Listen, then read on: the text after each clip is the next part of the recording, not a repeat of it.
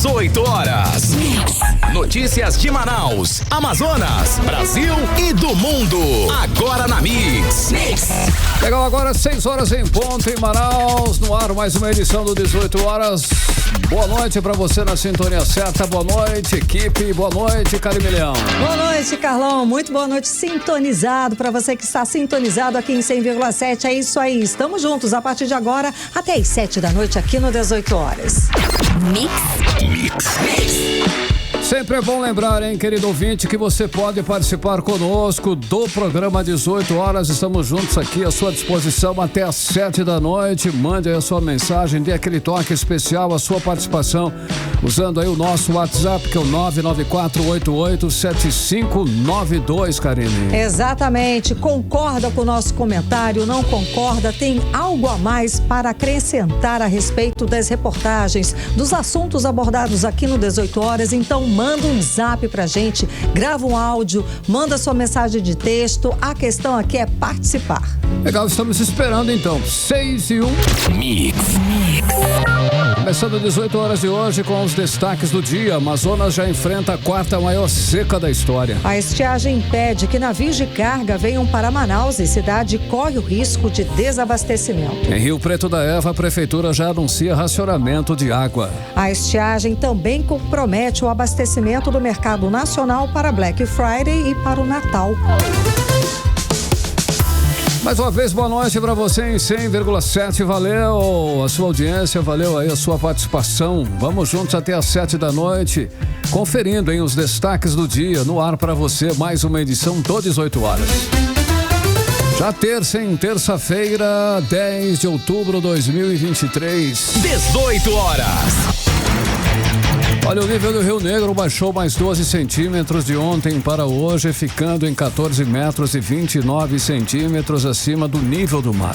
Essa marca representa a quarta maior seca já registrada em Manaus e está a apenas 66 centímetros da cheia histórica de 2010, quando a cota do Rio Negro registrou 13,63 metros. Exato, Carlão, simplesmente assustador, né? Mantendo essa média de pouco mais de 10 centímetros de vazante por dia, na próxima segunda-feira, dia 16, estaremos registrando aí a maior seca da história. As imagens de rios, lagos e igarapés secos são impactantes, com prejuízos incalculáveis para o bioma, para a economia e principalmente, né, gente, para o ribeirinho, que está isolado, segregado praticamente, sem condições de sair do local e com o agravante de não ter alimento estocado e sequer água potável. E os pesquisadores apontam que o nível das águas podem continuar baixando nesse ritmo por pelo menos mais uma semana. E a partir daí, o ritmo da vazante vai diminuir até chegar à estabilidade e voltar a subir. Bom, e tudo indica que a subida das águas vai ser lenta por causa da estiagem, dessa falta de chuvas.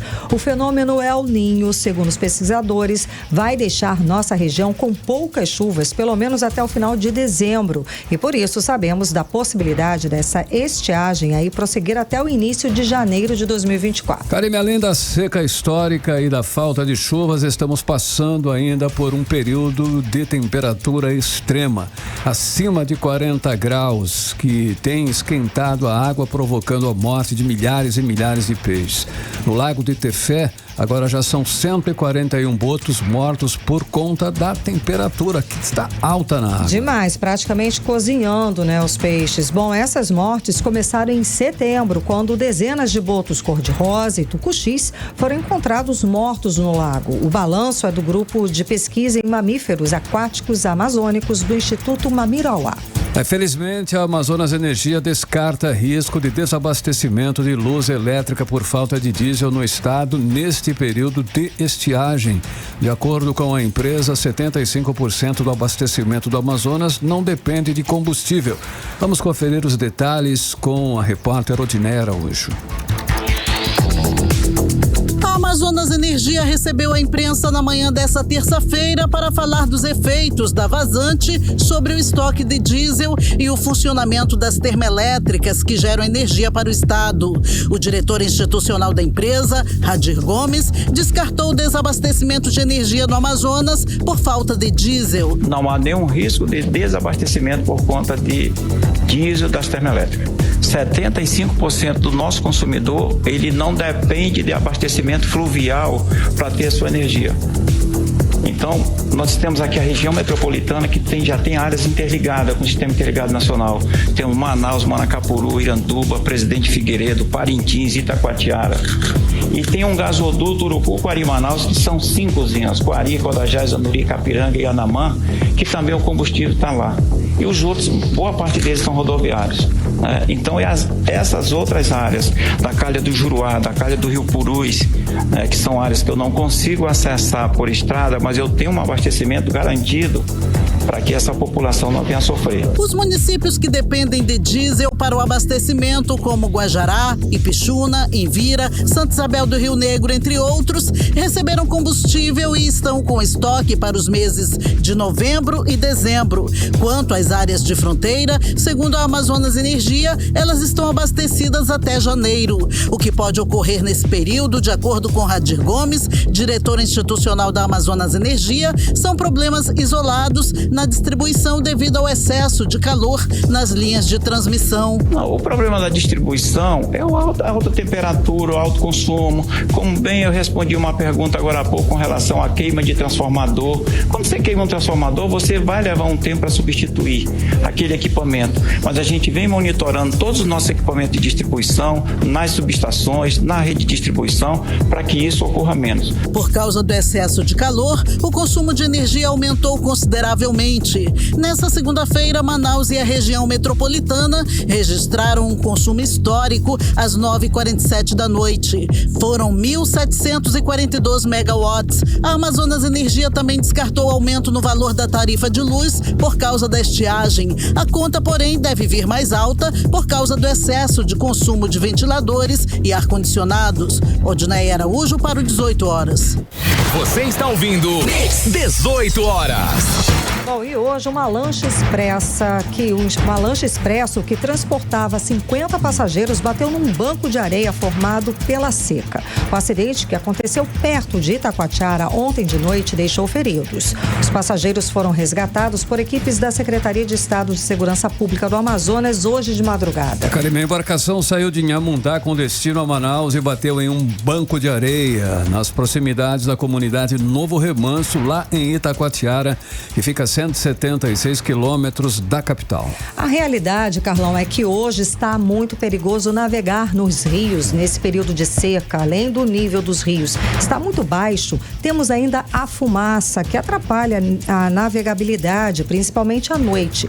Todo cuidado é pouco e a Marinha já restringiu a navegação à noite em alguns pontos. E com o nível dos rios tão baixo, a navegação ficou perigosa em todos os rios e por isso tem que ser registrados aí vários acidentes com barcos encalhados e bancos de areias e pedras. O assoreamento do rio Amazonas por causa da extrema seca fez 2 navios de carga cancelarem viagens previstas para Manaus nesta semana.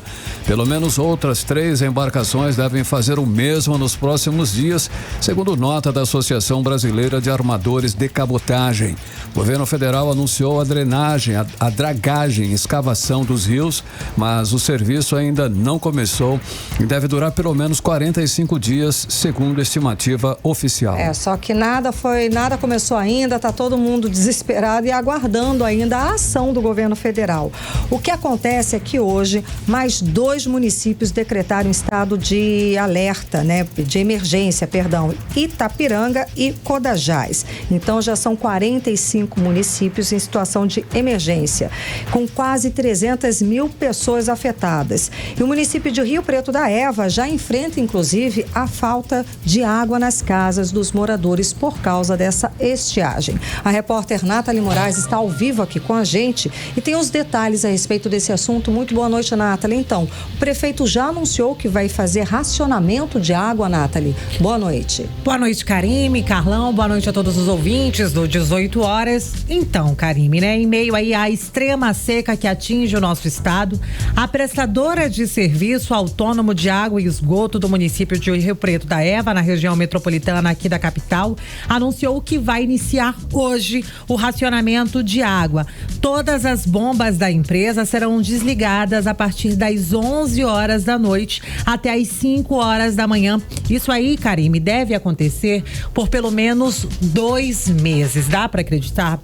Segundo a companhia, o procedimento será realizado até que os poços de onde ela retira a água tenham aí os seus reservatórios normalizados. Eu conversei hoje com o prefeito Anderson Souza, ele que é prefeito lá do município de Rio Preto da Eva, e ele disse que os poços mais rasos são aí os de 120 metros e mesmo assim já estão todos, Karime, infelizmente tomados por lama devido à seca. Ou seja, se não fizer racionamento de água, a situação pode ficar ainda pior lá no município de Rio Preto da Eva. Ou seja, a gente já sabe dessa situação desde o mês passado, que os municípios vão enfrentar essa dificuldade. Já haviam municípios com falta de água, daí nada se faz, nada é feito, nenhuma ação, nenhuma atitude. Tá aí, o governo federal veio aqui, prometeu que ia fazer a dragagem dos rios para facilitar o escoamento de tudo, de insumos, de água, de comida. Até agora nada foi feito, tá aí o resultado. O município decretando racionamento de água. Agora, detalhe, Karime, a gente não tá falando de um município distante, não. A gente tá falando do Rio Preto da Eva, aqui, né? Aqui do lado. O município, né? A poucos quilômetros do município da região metropolitana. Que tem um acesso mais fácil, já que a gente sabe que os outros municípios, a gente tem essa dificuldade aí na acessibilidade e também na navegabilidade, sim, né? Vamos conferir aí esse anúncio feito pelo prefeito do município de Rio Preto da Eva, Anderson Souza. Nós estamos tomando essas medidas antes que as mesmas cheguem a trazer consequências ruins para todos nós. Eu peço a vocês que, com carinho, atenda essa demanda.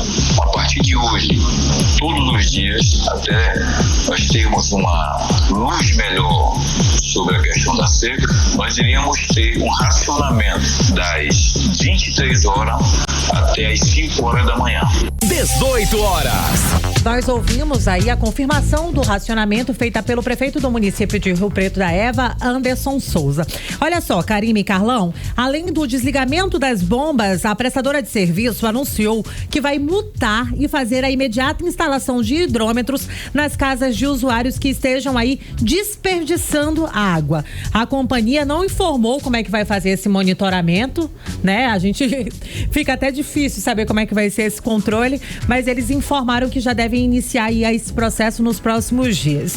O prefeito lá do município de Rio Preto da Eva, o Anderson Souza, informou que o governo federal deve destinar aí cerca de 61 milhões de reais aos municípios amazonenses. Isso aí a gente já noticiou na semana passada, mas ele informou que pelo menos aí 1 milhão de reais deve ser destinado lá para o município, que deve auxiliar aí no abastecimento, né, para aquelas mais de 25 mil pessoas que residem lá no município.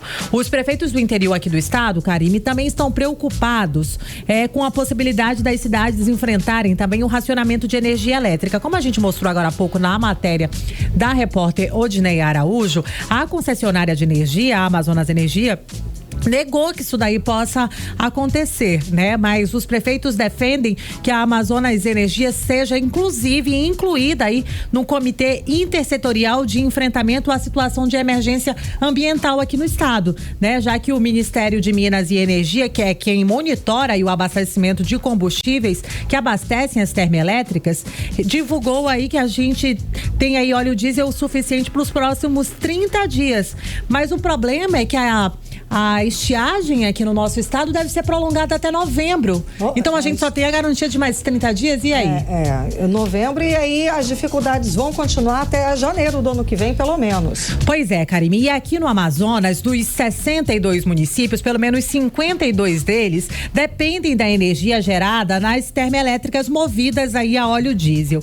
E uma outra preocupação dos prefeitos dos municípios do interior aqui do estado são principalmente com a água potável em municípios ali do Alto Solimões, Benjamin Constant, Tabatinga, que são municípios que já estão sofrendo, inclusive com a falta de água potável. Onde a qualidade do ar, a qualidade da água está bastante comprometida, isso porque a água ali está muito contaminada com alto teor de ferro, Karine.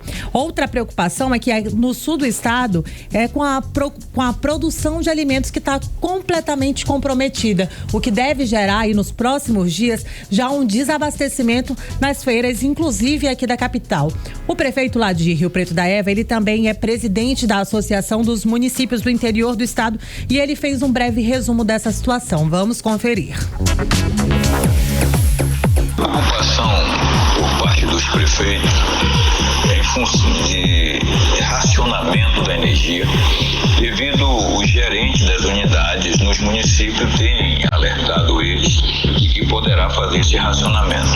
Nós temos procurado conversar com o diretor da Amazonas Energia, o seu Radi, e o mesmo tem informado que está preparado para enfrentar esse verão. Uma divergência de informação. Nós pedimos para o governo do estado incluir a Amazonas Energia como parte do comitê e que pudesse justamente ali expor para nós como está todas as unidades no interior. E nós vamos ter um desabastecimento bastante grande que eu vejo dentro da região metropolitana, em que é responsável por boa parte de abastecimento do supermercado, das feiras, né? Podemos dizer que tem muitas coisas que vêm de fora, sim, mas hoje nós temos uma produção, principalmente nos municípios da região metropolitana, que reflete muito aquilo que está nas nossas feiras, nos nossos supermercados. 18 horas. Nós ouvimos aí a fala do prefeito do município de Rio Preto da Eva, Anderson Souza. Karine, só para finalizar, a seca aqui no estado já deixou aí pelo menos 45 municípios em situação de emergência e essa já é aí a quarta seca mais severa da história do Amazonas. E o racionamento de água é só mais uma das diversas consequências da descida dos rios que tem causado aí todos esses prejuízos aqui no nosso estado. Karine e Carlão. Obrigada pelas informações, Nathalie Moraes. Valeu, Nathalie. Agora 6h17, você no melhor mês do Brasil. 18 horas. Olha, a estiagem no Amazonas pode comprometer o abastecimento do mercado nacional para a Black Friday e o Natal, hein? O alerta é da Associação Nacional de Fabricantes de Produtos Eletrônicos, que está preocupada com a dificuldade do escoamento da produção do polo industrial de Manaus, uma vez que o Amazonas é quem produz os itens mais procurados nestas datas. Vamos aos detalhes agora com Odiner Araújo. A Zona Franca de Manaus é a responsável pelo abastecimento do comércio nacional em todo o consumo de televisores, ar-condicionados, micro-ondas, lavadoras e demais itens do setor eletrodoméstico. E são esses os produtos mais procurados nas datas de grande faturamento para o comércio no segundo semestre, a Black Friday e o Natal. A procura por esses itens no segundo semestre do ano é em decorrência do pagamento do 13º salário. Em maio, a Eletros, a Associação Nacional de Fabricantes de Produtos Eletrônicos, começou a se preocupar com a seca, que já era anunciada como uma das maiores por causa do El Niño. Segundo o presidente da Eletros, José Jorge, apesar de se prevenir para esse momento, os empresários do setor de eletrodomésticos não esperavam uma estiagem tão severa. E para piorar, a dificuldade de navegação para levar a produção das indústrias do Amazonas para o restante do país está saindo ainda mais cara aos empresários. O aumento exorbitante do valor do transporte. Segundo o presidente da Eletros, José Jorge, a taxa da seca hoje é preocupante, até porque, embora haja produção suficiente, esses produtos não poderão ser todos escoados. Hoje, a principal dor de cabeça é o aumento do custo do frete fluvial, né? A gente já tem, em alguns casos, um aumento de 50% no custo do frete. Não temos ainda risco de desabastecimento. Os produtos continuam chegando e saindo da Zona Franca de Manaus, pelo menos do nosso setor, numa quantidade menor, mas sem risco de desabastecimento. Ocorre que se essa estiagem se prolongar e ela se tornar ainda mais intensa, aí sim, talvez para a entrega dos produtos para o Natal, a gente tenha aí uma dor de cabeça e talvez até uma dificuldade muito maior. A chamada taxa da seca paga às empresas de práticos, que são os responsáveis por atracar os navios cargueiros nos rios do Amazonas. Devido à forte estiagem esse ano, teve aumento exorbitante. Para se ter uma ideia, quando os rios estão em condições normais de navegação, as empresas de práticos cobram, em média, R$70 mil por embarcação. Com a estiagem severa, o valor cobrado por algumas empresas chega até a R$800 mil. Odneia Araújo para o 18 horas. Você está ouvindo 18 horas. Olha, mudando um pouco de assunto, nós vamos falar agora sobre a crise na saúde pública. É o seguinte, é que uma grávida deu à luz a um bebê na sala de espera do Instituto Dona Lindu.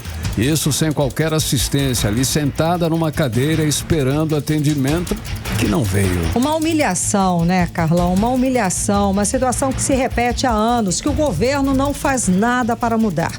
O vídeo, que inclusive circula nas redes sociais, mostra o corredor do Instituto Dona Lindu superlotado, com várias grávidas em trabalho de parto, esperando por horas um atendimento. O repórter André Meirelles acompanhou esse assunto, ele está aqui ao vivo com a gente, tem mais informações a respeito desse caso.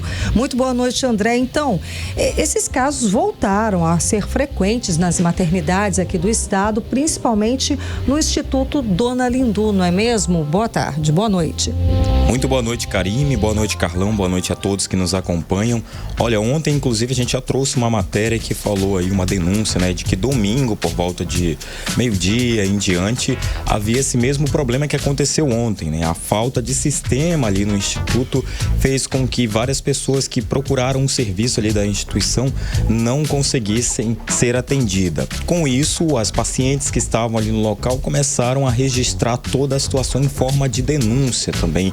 Ali mostraram como é que estava a situação, um corredor bastante lotado, inclusive também de situações em que as mulheres estavam grávidas a ponto de dar à luz ali no local e ficarem ali, né, aguardando o atendimento que não chegava. As imagens mostram mulheres aguardando atendimento por horas em função de problemas nesse sistema de rede de computação do Instituto, né? A instituição hospitalar que deveria atuar como serviço de referência de atendimento à mulher do norte do país, abrangendo aí o eixo materno-infantil também. Essa já é outra denúncia, né, que aconteceu aí. São duas até agora que a gente traz aqui no programa 18 horas. Ontem teve uma que aconteceu no domingo, hoje já teve a que aconteceu ontem à noite, né? Inclusive, dessa denúncia de ontem à noite, uma das pacientes não identificada compartilhou um áudio em grupos de WhatsApp e que contou ali o que estava acontecendo. Vamos ouvir. Uma mulher acabou de ter bebê aqui na maternidade Dona Lindu, aqui no Instituto da Mulher, e outra mulher já tem duas mulheres aguardando o médico do chefe, sendo que não tem médico, e duas mulheres também trabalham de parto aqui, já estão registro do bebê até aqui na recepção. 18 horas. A gente ouviu aí esse áudio, inclusive, Karime, Carlão, é um áudio que no fundo consegue ouvir bastante vozes, mas isso era todas as pessoas que estavam ali no local reclamando desse atendimento demorado, né, que por falta de não ter ali o sistema no computador, não poderia ter esse atendimento. A situação que ocorreu ontem, de acordo com as pacientes que presenciaram no local, todos que chegaram no horário entre 18 e 19 horas em diante, né, à noite, não estavam sendo atendidas porque o sistema estava mais uma vez fora do ar. Com isso surgiu esses vários vídeos, né, que mostram as grávidas próximas de dar à luz ali sentindo fortes dores. De acordo com uma das pacientes que não se identificou pelo vídeo compartilhado na internet, uma delas que aguardava o atendimento acabou dando à luz ao filho ali no corredor da instituição, do Instituto, melhor dizendo, Instituto da Mulher Dona Lindu, que é o que fica ali do lado do hospital e pronto-socorro, né, o 24 28 de agosto aqui em Manaus. Essa é uma situação que é considerada uma violência obstétrica, isso de acordo com a advogada Gorete Rubim, que foi que eu conversei agora há pouco. E segundo ela, isso é algo, infelizmente, muito comum na nossa sociedade, onde denúncias de situações de um descaso com mulheres que dão entrada nas maternidades e não recebem todo o cuidado são denunciadas muitas das vezes. E segundo a advogada, esse crime pode ser denunciado e a mulher que sofreu pode procurar os seus direitos. Vamos ouvir a advogada Gorete Rubim. Mulheres que são tratadas muito mal por profissionais da saúde, situações em que as mulheres acabam sendo humilhadas ou são submetidas a procedimentos não adequados durante a realização do parto. A violência obstétrica é algo que é uma luta que está sendo constante. Os mecanismos que se busca utilizar para combater a violência obstétrica, é que essa paciente, ela solicite o seu prontuário médico, ela constitua um advogado, ela tenha, por exemplo, na situação das duas mulheres, filmagens que retratem o que elas passaram, provas testemunhais, mas principalmente o prontuário médico vai colaborar para demonstrar a situação de violência obstétrica para que elas possam ingressar com uma ação de reparação civil. 18 horas. A gente ouviu a fala da advogada Gorete Rubim falando aí sobre os direitos das mulheres que se encontram nessa situação. E a gente entrou em contato com a Secretaria de Estado de Saúde aqui do estado para os esclarecimentos da situação. E por meio de nota, a Secretaria informa que está apurando o ocorrido durante o atendimento da parturiente mencionada e reforça que este não é o procedimento rotineiro no Instituto da Mulher Dona Lindu e em nenhuma outra unidade estadual de saúde. A nota informa ainda que a Secretaria de Estado de Saúde tem um compromisso com a saúde da população, procurando prestar um atendimento humanizado. E a Secretaria de Saúde também fez uma orientação que podem formalizar essa denúncia pela ouvidoria, O contato pode ser feito pelo e-mail ouvidoria.saude.am.gov.br ouvidoria.sus@saude.am.gov.br. Karine, Carlão. Bom, André, ontem, no caso de ontem, que você mostrou aqui a denúncia da falta de atendimento do domingo, e de hoje também, o Instituto da Mulher falou que o sistema caiu, por isso que não pôde atender as pessoas e as pessoas ficaram lá esperando, não é isso? Gente, não tem papel e caneta? Qual é a prioridade aí? Assinar uma ficha no computador ou ajudar uma pessoa que está precisando? Ainda mais estamos falando aí de uma assistência de saúde, estamos falando do parto. A mãe estava em trabalho de parto, então vai esperar o sistema voltar ao normal para fazer a ficha daquela mãe que está em trabalho de parto para poder dar entrada? Não pode. Que é isso? Não é preciso ser um especialista para ver que isso é um absurdo. Não tem um papel, não tem um papel, não pode escrever o nome da pessoa e atender a saúde, afinal de contas, a finalidade ali é assistência à saúde da população. E de acordo com a informação e com a orientação da advogada, vamos então processar o Estado. Então é o Estado que tem que ser processado nessa situação, que não está atendendo o seu cidadão, a mãe nesse caso. Está tudo errado, está tudo... ou seja, são dois casos aí que eu posso dizer que é um retrato de como o governo Wilson Lima trata a saúde do Amazonas. É isso. Tá aí, dois exemplos, tá? Porque desde que chegou ao cargo, em janeiro de 2019, não se construiu uma nova maternidade, um novo hospital. Não existe isso. São 4 bilhões de reais no orçamento da saúde, gente. 4 bilhões de reais. E você que me escuta, você que sabe, você que procura atendimento público de saúde, sabe que não tem dipirona, que não tem o medicamento básico. Para onde é que está indo 4 bilhões de reais no orçamento da saúde pública? Porque a gente não está vendo ali o resultado. Você que precisa de um atendimento na saúde pública, várias vezes você está lá, recebe ali a orientação do médico, mas o remédio não tem. E aí, faz como? Para onde que estão indo? Isso sem falar nas pessoas que trabalham e não recebem, tá?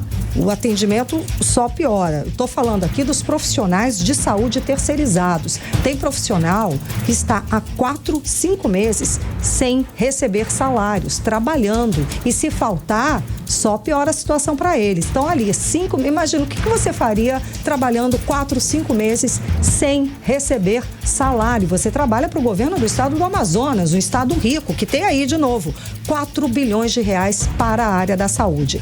Temos aí o Hospital do Sangue, aquele ao lado da Arena da Amazônia, que a gente só vê tapume, tá bonito e até hoje nada, não se inaugura, tá? Há anos para ser inaugurado.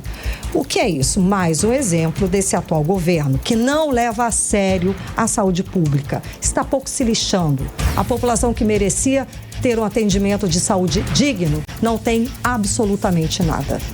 Complicado, viu, Karine Milhão? É um governador que realmente, né, tá deixando a desejar. Porque um governador sério, vendo esse vídeo dessa parturiente sendo humilhada no Instituto Dona Lindu, como ela foi, iria pessoalmente lá resolver a questão. Dinheiro tem, dá para ir tranquilo. O que falta é a gestão, é a vontade, a sensibilidade.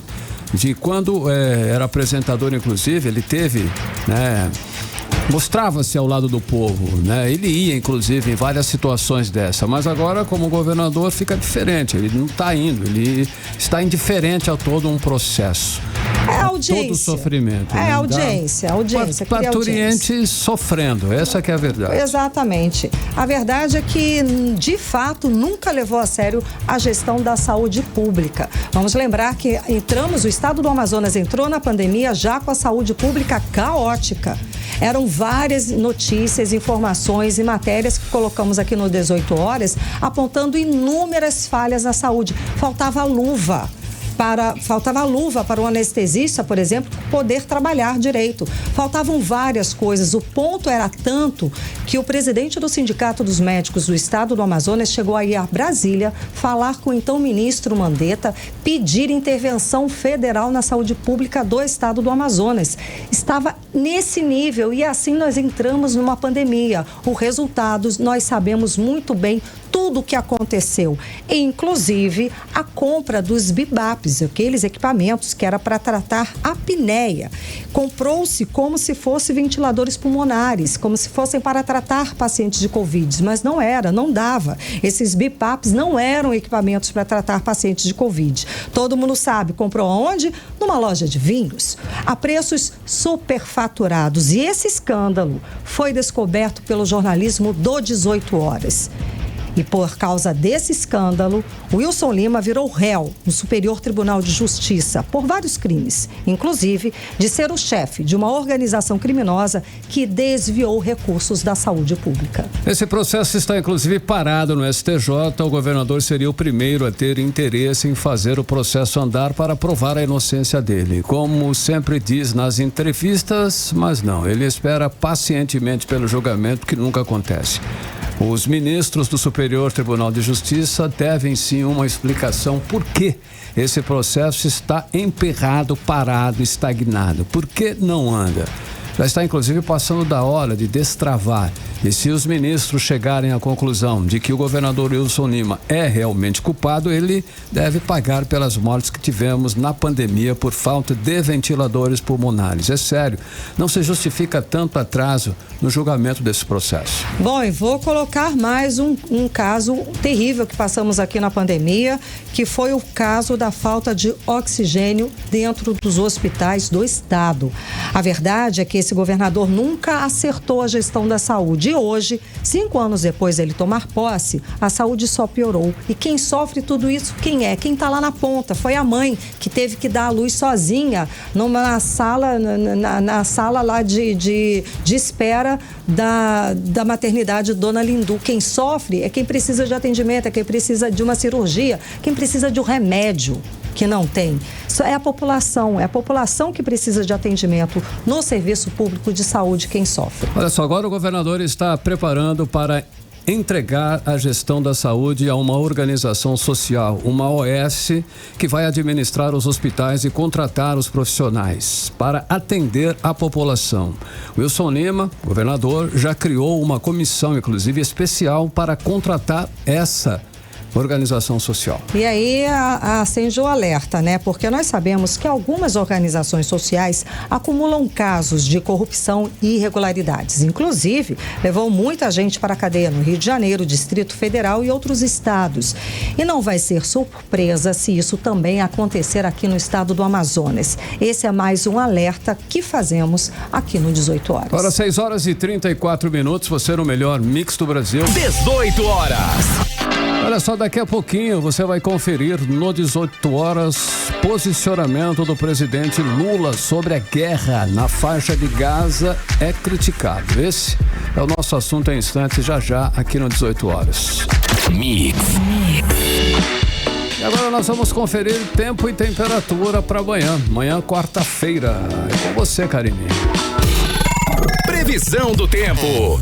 E segundo informações do Clima Tempo, para amanhã a previsão é de sol e aumento de nuvens durante a manhã com pancadas de chuva à tarde e à noite. A mínima prevista é de 27 graus, a máxima pode chegar a 38 graus. As chances de chuva são de 90% e a umidade relativa do ar fica entre 34% e 82%. Mix. Olha, um evento raro acontecerá nos céus do Amazonas e em várias partes do Brasil no próximo dia 14 de outubro. O eclipse solar. Para o Amazonas, o fenômeno será no tipo anular, ou seja, o Sol ainda permanecerá visível na forma de um anel ao redor da sombra da Lua. Mas atenção, tá? Não pode olhar diretamente, sem proteção adequada, mas uma proteção adequada. Não vale aquelas folhas de radiografia, não, tá? Bom, para entender melhor o assunto, o repórter André Meirelles conversou com especialistas e traz mais detalhes pra gente. O eclipse solar anular que acontece neste sábado em várias partes do Brasil vai poder ser visto 100% no Amazonas a partir das 3 da tarde no horário local. Um eclipse solar anular ocorre quando o diâmetro aparente da Lua é menor do que o do Sol, fazendo com que se pareça com um anel, bloqueando a maior parte da luz solar, como explica o coordenador e pesquisador do Núcleo de Ensino e Pesquisa de Astronomia da Universidade do Estado do Amazonas, o astrofísico Nélio Sasaki. Você tem a Terra, tem o Sol, e entre Terra e Sol, a Lua, ela se põe ali entre esses dois astros, ocultando uma parte do disco solar. Okay? Quando o assunto é eclipse solar, você tem basicamente 3 tipos, o total, parcial e o anular. Esse que acontece no Amazonas é anular. O evento vai poder ser observado em Manaus. Apesar da beleza do fenômeno, é preciso tomar alguns cuidados, como explica o astrofísico Nélio Sasaki. Um detalhe que nós temos que observar é que durante o eclipse nunca olhe diretamente para o Sol, mesmo quando estiver escuro, tá? Ou seja, no auge do eclipse, não olhe diretamente para o Sol. Segundo, não use radiografia de raio-x usada, tá? Essa radiografia é conhecida como chapa, lá no hospital. Não use, tá? Não use óculos soldador. Conforme o médico oftalmologista Suami Mitoso, olhar diretamente para o Sol por si só é perigoso aos olhos humanos, em função dos raios infravermelhos e ultravioletas, que podem causar problemas na visão.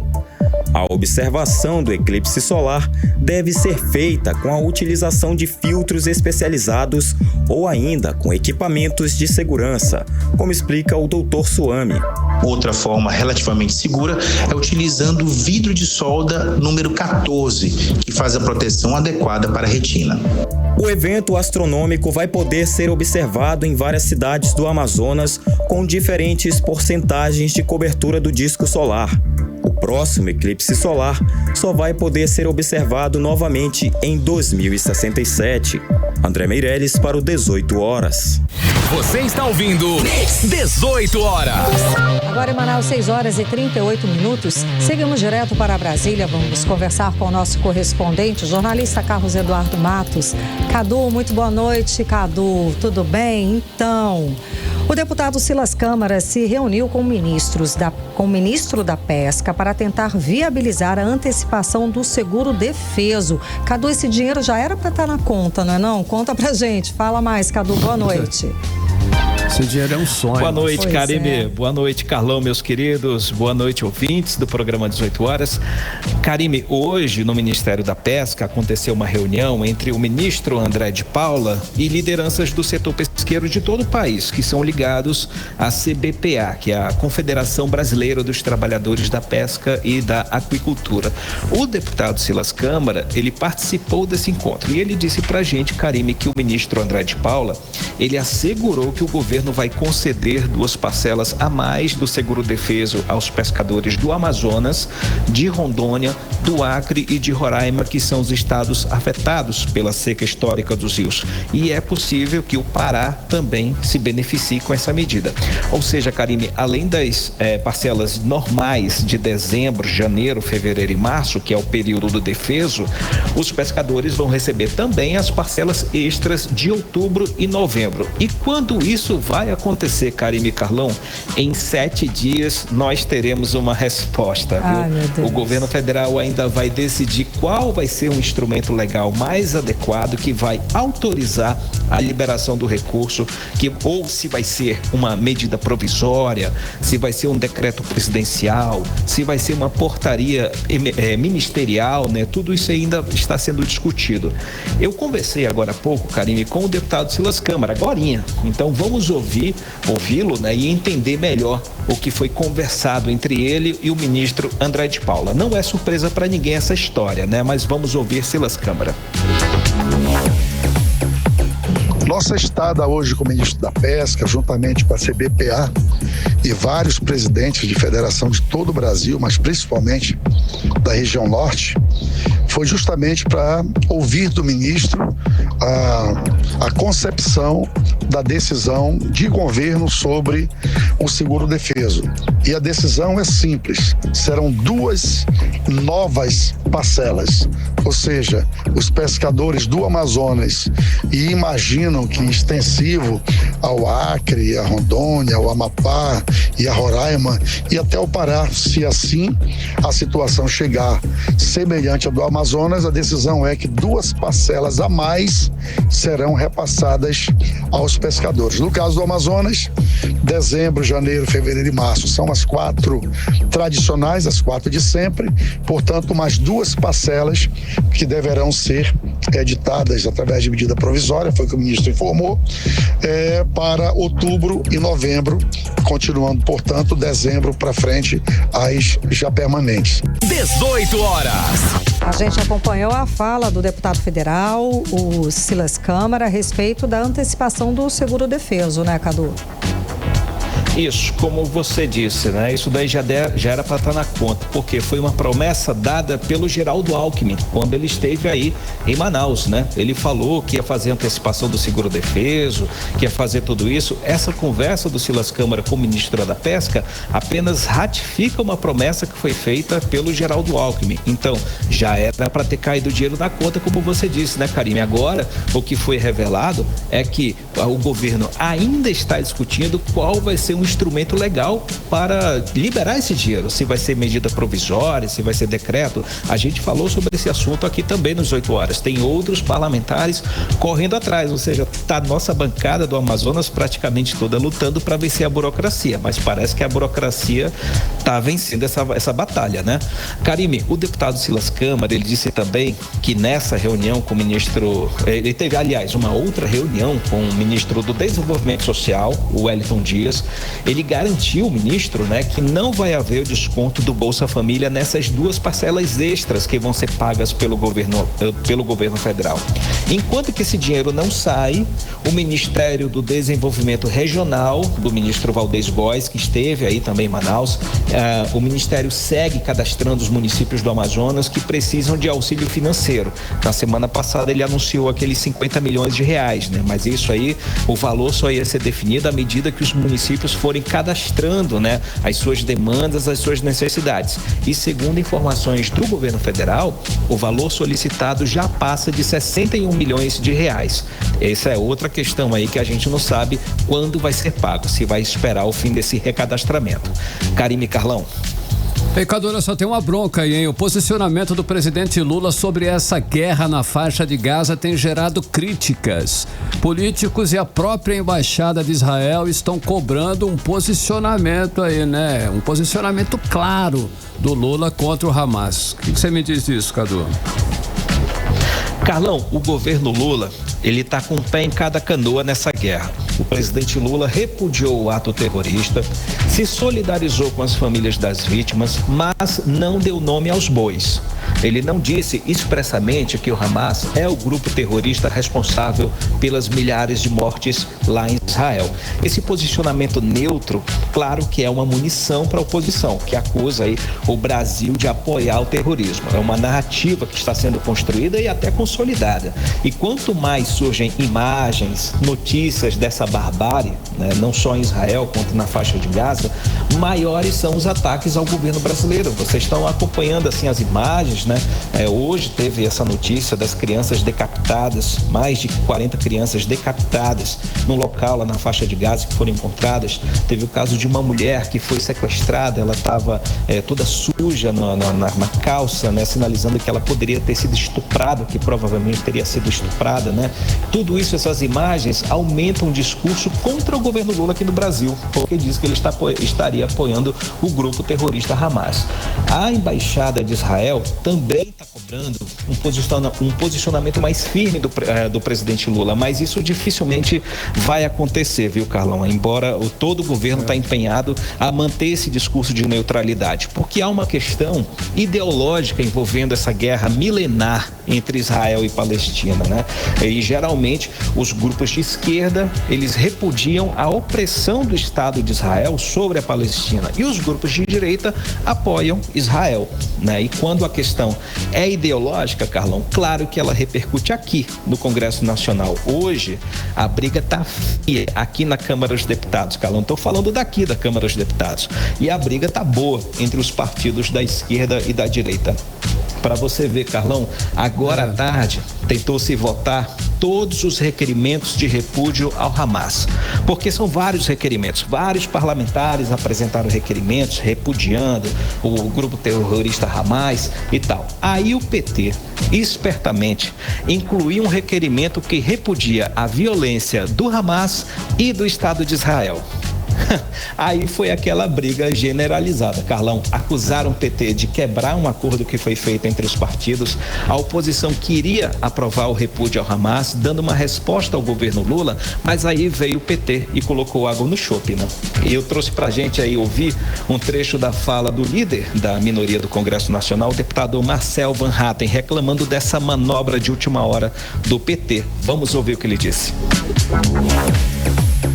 E repito o que já falei no discurso anterior, por ter apresentado uma moção de repúdio aos ataques terroristas do Hamas, antes de todos foi o primeiro a apresentar. E Vossa Excelência magnanimamente decidiu e informou ao Colégio de Líderes que todos os requerimentos de repúdio ao Hamas e de solidariedade aos povos civis atacados seriam votados em conjunto em globo. Acontece, senhor presidente, que não obstante vossa boa vontade, o que aconteceu foi que o PT descumpriu o acordo feito. Esse texto apresentado pelo PT foi contrário ao que foi dito na reunião de líderes, que era uma solidariedade aos civis mortos, transformou-se num repúdio ao Estado de Israel, e isso numa casa em que se cumpre acordos e se respeita a palavra é inaceitável. 18 horas. Posicionamento que a gente acabou de acompanhar do deputado federal Marcel Van Hatten, vice-líder da minoria no Congresso Nacional, e foi uma fala muito assertiva. Né, exatamente, Karime. Isso, uma fala assertiva, reclamando da estratégia, da jogada do PT, que foi justamente brecar essa votação, porque não é a questão ideológica que só isso que está em jogo, tem também o desafio, né, a resposta do Congresso Nacional ao posicionamento neutro do presidente Lula. Aprovando esse requerimento contra o grupo terrorista Hamas, o Congresso Nacional estaria dizendo, olha, nós repudiamos elegemos o Hamas e contra você, governo Lula, que está sendo neutro. Nós estamos sendo mais firmes do que você. Seria esse o recado. Só que aí o PT, a base do PT, fez essa manobra para tentar obstruir. A sessão acabou sendo suspensa de tanta confusão que aconteceu agora há pouco, por volta das 6h20. Ela voltou agora, 19h45. Agora há pouco, faz uns 5 minutinhos que a sessão voltou e vamos ver se esses requerimentos vão ser aprovados ou não com esse texto, né? Repúdio ao Hamas e ao Estado de Israel. Que confusão. Se essa briga, Carlão e Karime, fosse sobre a seca no estado do Amazonas, eu estaria mais feliz. Parece até que eu estou em Israel, gente. Karime e Carlão. Com certeza. Bom, Cadu, vamos seguir, porque senão a gente vai ficar aqui até amanhã falando sobre isso, esse absurdo. Bom, vamos lá. Para terminar, Cadu, como é que está aí o projeto de lei que proíbe o casamento homoafetivo? Ele foi aprovado, Karime, hoje na Comissão da Previdência, Assistência Social, Infância e Adolescência e Família da Câmara, esse nome longo. A bancada evangélica, que é a maioria, ela fez uma manobra e colocou em votação surpresa esse projeto de lei que proíbe o casamento homoafetivo e a união estável entre pessoas do mesmo sexo. O relator do projeto, que é um pastor evangélico, o deputado Eurico, ele conseguiu o apoio dos colegas para colocar a proposta em votação relâmpago, pegando aí os parlamentares progressistas de surpresa, inclusive a ala LGBTQIA+. Esse assunto vem sendo discutido desde agosto, Karime. Tentaram votar em cima da hora, mas aí fizeram um acordo para fazer antes uma audiência pública, inclusive esse acordo foi costurado pelo deputado Silas Câmara. Fizeram essa audiência pública, mas não houve consenso algum, teve muita confusão, muito bate-boca e acabou que a oportunidade da audiência pública foi jogada fora. Então foi pedido um tempo a mais para discutir essa matéria, mas aí a base evangélica passou por cima de todos os acordos que foram construídos e colocou o projeto em votação, que acabou sendo aprovado pela extensa maioria. Então, a bancada LGBTQIA+, promete uma reação nas outras comissões, mas já existe um movimento da bancada evangélica para tentar jogar esse projeto de lei lá para o plenário, apresentar um requerimento de urgência de votação para que esse texto seja votado no plenário. E se for para o plenário, claro, vai ter o apoio da bancada da Bala, vai ter a bancada ruralista, entre outras bancadas conservadoras vão ajudar para que esse projeto avance, Karime, infelizmente, né? Porque aí é uma questão de que, na minha opinião, o Congresso Nacional não deveria legislar sobre isso. Tem outros assuntos mais importantes para serem tratados. Sem dúvida. Obrigada pelas informações, Cadu. Boa noite, até amanhã. Valeu, Cadu, boa noite. Um abração, gente. Tchau, tchau. 6h51, você no melhor mix do Brasil. 18 horas. E chegou a hora da gente falar sobre os bastidores da política local com Cíntia Blink, que já está aqui ao meu lado. Cíntia, a gente fala sempre, né? 2024 é o ano, já estamos em 2024, porque tem ex-primeira-dama de Manaus ensaiando candidatura para o ano que vem. Cíntia, conta pra gente. Boa noite, Karime. Boa noite, Carlão e todo mundo que está com a gente na 100.7. Então, é isso mesmo. A gente está falando de Elizabeth Valeico. Saiu uma notícia de que Elizabeth Valeico pode vir candidata aí em 2024. Realmente, nas redes sociais, a gente tem visto vídeos muito bem produzidos em que ela aparece, ela fala de diversos assuntos e ela fala de política também.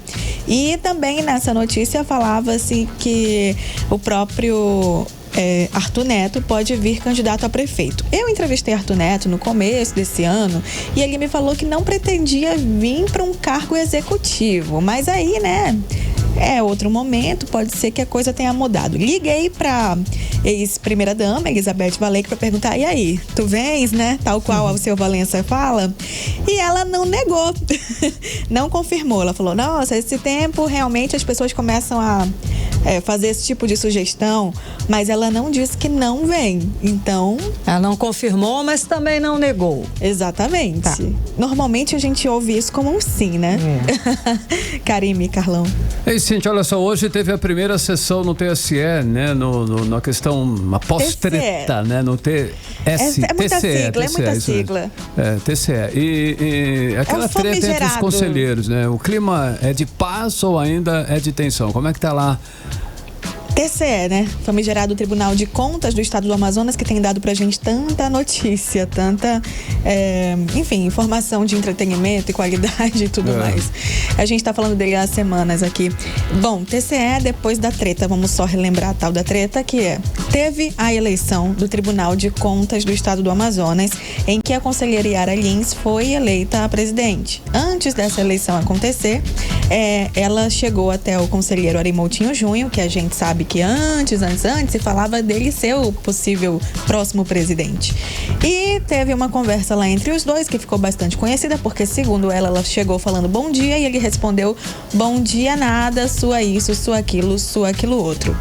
E aí teve a Yara Lins foi a uma delegacia, chamou a imprensa toda que realmente participou, informou que sofreu essa agressão aí verbal e teve a sessão após todo esse episódio. Arimoutinho Júnior fez uma nota dizendo que, olha, isso não foi bem assim não existe isso, eu desconheço toda essa história. E a sessão teve um clima horrível, um clima...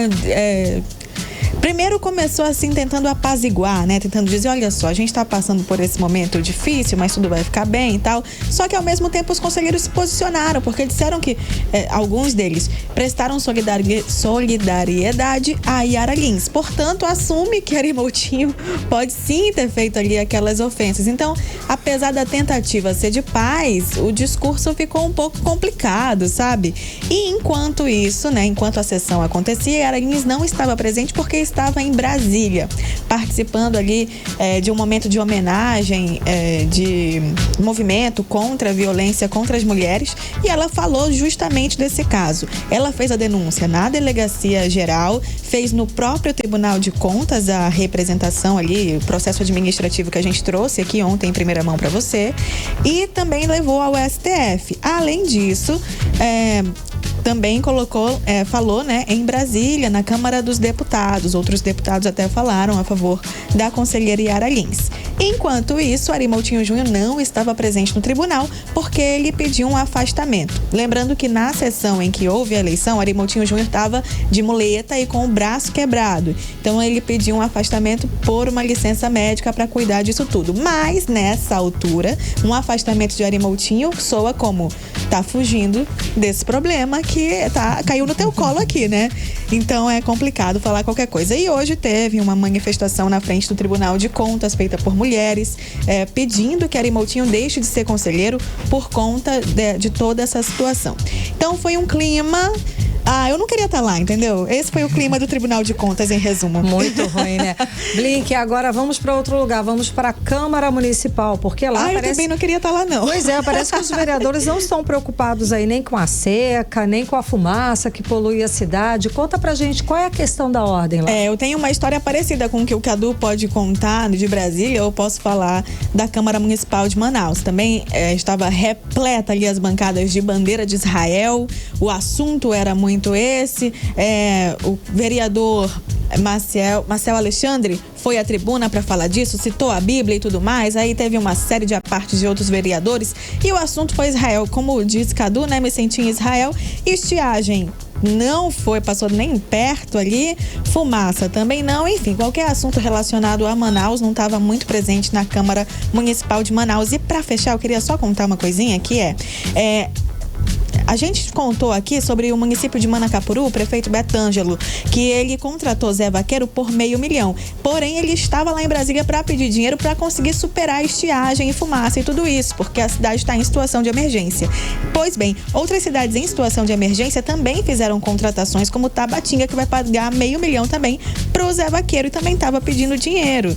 E outras cidades também participam disso. Então, assim, é complicado, né? A gente vê que não faz sentido. Como assim? Você vai em Brasília, fala que não tem comida, não tem água, mas tem dinheiro pro show. Então acho que é importante a gente ficar de olho na forma como a gestão pública gasta o dinheiro público. Beleza. É isso, obrigada. Obrigada, Cíntia Blink. Até amanhã. Valeu, Cíntia. 18 horas. Esporte.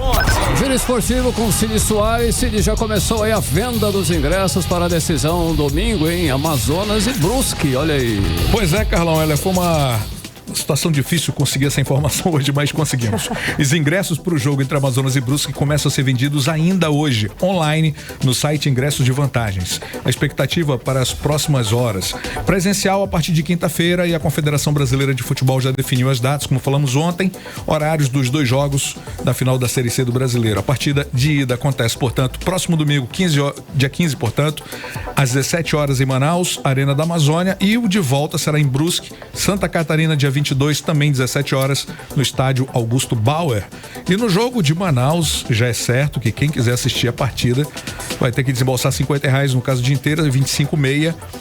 Mas o quilo de alimento não perecível, né, conforme acordo entre o clube e o governo do Amazonas, não é uma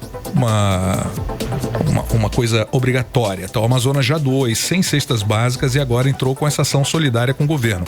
Em seu primeiro dia no Ninho do Urubu, Tite falou agora oficialmente como treinador do Flamengo aos canais do clube. Destacou a estrutura do rubro-negro e não escondeu o orgulho de vestir vermelho e preto, Karime. Olha só. Tite finalizou dizendo que espera poder fazer aí um trabalho de forma conjunta com toda a equipe, né? E o Neymar se apresentou hoje à seleção brasileira, que está em Cuiabá, agora para a partida já contra a Venezuela, quinta-feira, dia 12, pelas eliminatórias da Copa. Neymar foi o último dos convocados a chegar em Cuiabá, que normalmente apresenta altas temperaturas, e como foi o caso de hoje.